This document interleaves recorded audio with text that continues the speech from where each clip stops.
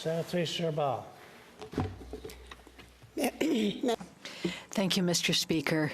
My question is for the representative of the government in the Senate. Last Sunday, in Vancouver, the Minister of Foreign Affairs presented the new Indo-Pacific strategy for Canada with a budget of several $1 million over 5 years. I'm happy to see that this strategy, which is going to help our businesses find new markets. However, I'd like to point out that Africa is also a big market, and it is a huge internal free trade zone.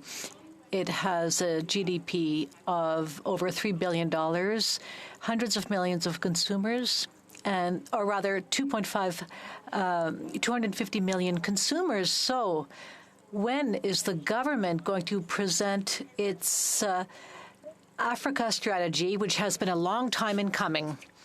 Thank you for the question.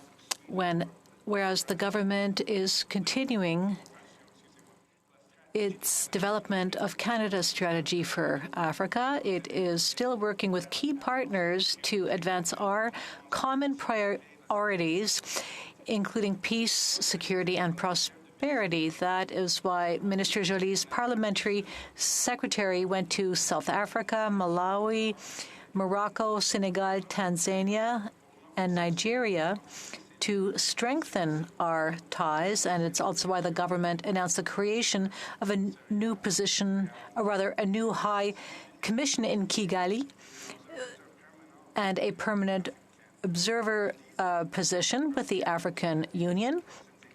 I've been told that the government is soon going to announce new measures in the Africa strategy. Senator Gerba. Thank you, Mr. Speaker. Mr. Gold, I'm very pleased to hear all of that. However, for a strategy to move forward, both parties need to meet. There are many other countries and superpowers trying to access and engage in trade with Africa. In December, there will be a leaders' summit between American leaders and African leaders. So when is Canada going to follow suit? Will this be part of the strategy which will be unveiled by the Canadian government? Thank you. Senator Gold. Thank you, and thank you to the honourable senator for her question. As I said, the government is continuing to work on the development of a strategy, and the details will be unveiled when the strategy will be announced.